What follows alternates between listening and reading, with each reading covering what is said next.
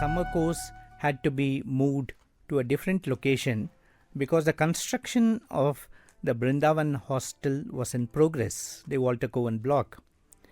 And so it happened that the summer course was shifted to Ooty, to Swami's house, Nandanavanam, the Satyasai estate. There was a hillock on which Swami's bungalow was there, which had been earlier the residence of the Governor General.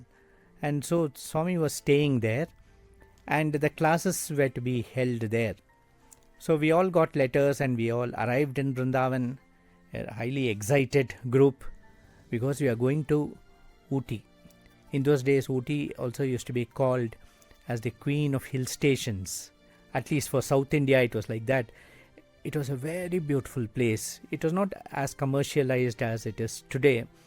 In those days, and this beautiful Satyasai estate had lots of fruit-bearing trees, the Ooty apple and so on, so many of those, and going to go and stay there for 15 days. So we were all extremely excited. Also, the journey was through the Bandipur forest and the Mudumalai forest, and finally the Ghat section. You cross all that and come to Ooty. So we arrived late in the evening, having started early morning, and when we arrived there, Swami was there to receive us, and he wanted us to quickly have food and cover ourselves nicely and go to sleep because it was quite chill. Even though it was the month of summer, the temperature was quite low and Swami was very concerned about that. So we had our dinner and went and slept well. The men students were all housed at the college there, the Arts and Science College there, and in the rooms there. And in the mornings, we would be taken by bus to Satyasai estate. We would have a nice hot breakfast. And then Swami would tell us, go for a walk around the place. And there were beautiful places we could go around. And from his window, Swami would wave to us and point out to trees. He would say, eat fruits of that tree, eat fruits of this tree, and so on. It was such a beautiful experience. And I remember that year also saw a slightly different approach to summer course. Till this time, lot of learned scholars and pundits and philosophers and men of affairs would come and speak during the summer course. But Swami wanted maybe to take this message to the next generation. So he insisted that all the senior students should take up the lectures. And Swami was also particular. He said that not only should you give speeches, you must also practice the values which are contained in that. And I want you to grow up like that. And therefore, for this summer course, all the senior students were asked to prepare and they were to give us lectures. They had the privilege of also staying upstairs with Swami in the same bungalow. And so they would give talks and Swami would come down and listen to their talks. There were some excellent talks. I remember one particular one which was given by a professor from IIT. He said, for a moment let us think that Swami has not appeared on earth physically. Let us see the mess that we have got ourselves into. People speak of unity of all religions and so on, but they themselves fight with people of their own community. Education was supposed to reform the world. He said, we are mistaken. Recently, the vice-chancellor of some university was chased for nearly half a mile by the students, and in another university an invigilator was stabbed for catching a person copying in the exam. He said his own institute, one of the premier ones in the country, where he said we have the cream of student community, there is 30% drug addiction and 50% drinking on the college campus. Remember, this was in the year 1976, full 50 years before our time. Even at that time, all these evils had somehow come onto the campuses. And he said, it is at this juncture that Swami steps in.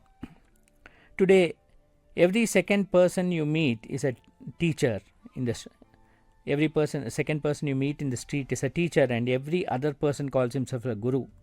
The pity of it all, he said, the Guru also explores the spiritual path along with the disciple. He said, but we are all very fortunate. I include myself, he said. We are all very fortunate because he said, God is the center and of a circle, and there are many paths leading to him, but ours is the best path because we have the very goal as our guide. We cannot miss the goal. Some people say that God cannot be approached rationally, but coming as I am from an institute of science, he said, I have prepared a set of 6 conditions, and a person who fulfills all these is God according to me. He said, I will show you that none of us can fulfill all these 6 conditions, and only Swami can. And the 6 conditions, he said, he must be omnipresent, he must be omnipotent, he must be omniscient, he must be an example of equanimity, he must be able to install equanimity in others, and he must be, very important, unpredictable.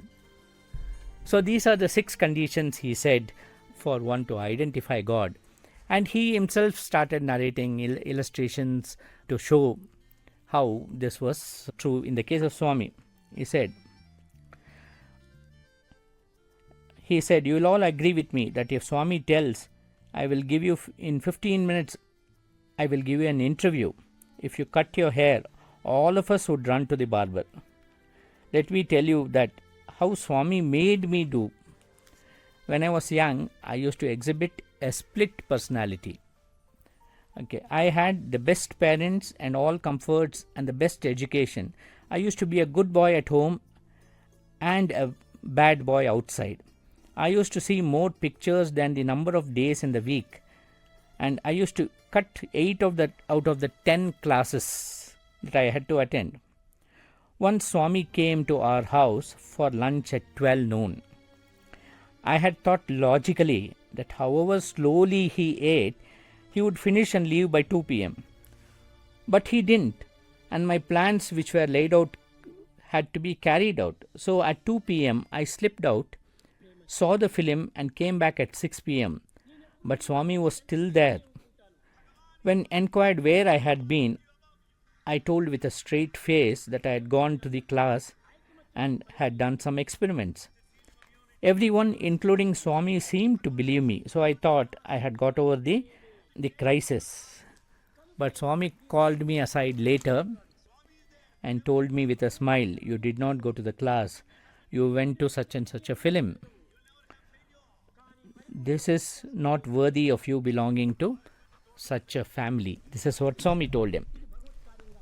I was stunned.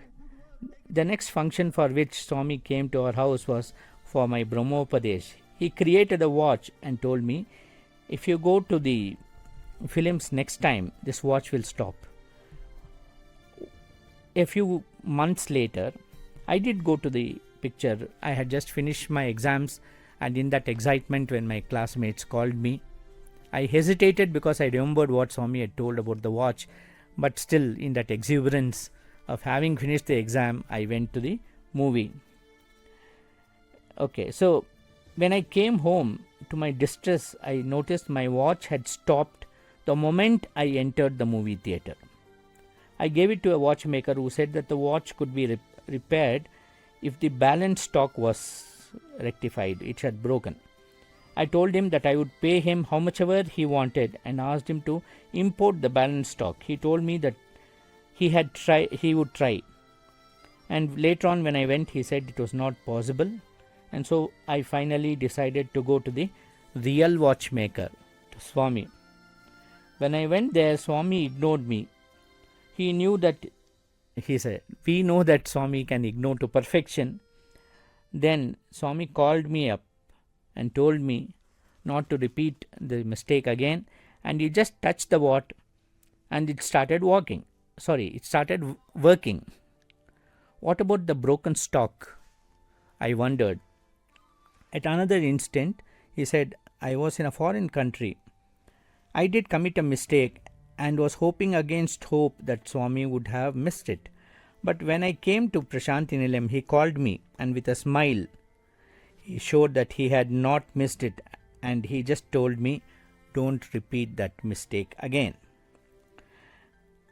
I can say that I am completely transformed. The greatest miracle that Swami does is the transformation of the youth.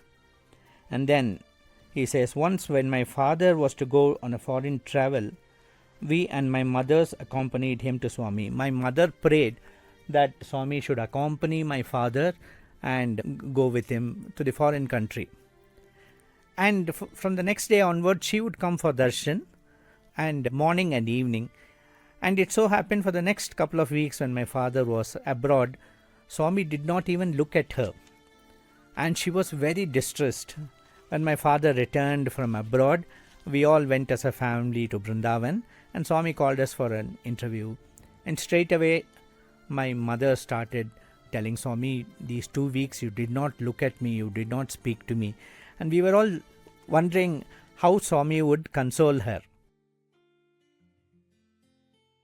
Swami did something which only he is capable of. He said, no, I just followed what you said. You said, I must go with your husband and be with him. And therefore I went with him, and that's why I was not able to attend to you. This is typical Swami.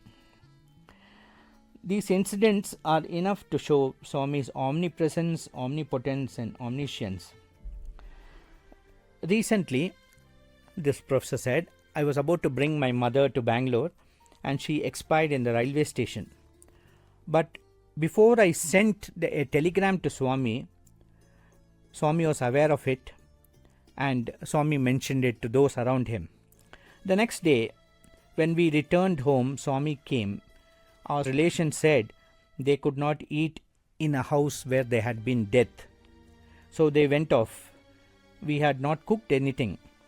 But our relation of relations, Bhagwan, had brought a carrier full of food and serving it to us. He ate with all of us. Then Swami did not preach philosophy to us. He told us, yes, it is right that you grieve, but cut it short.